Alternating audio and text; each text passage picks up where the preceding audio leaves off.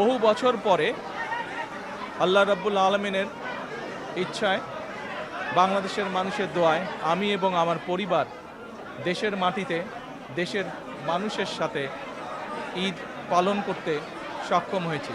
তার জন্য আমি প্রথমেই আল্লাহ রাব্বুল আলামিনের দরবারে শুকরিয়া আদায় করছি।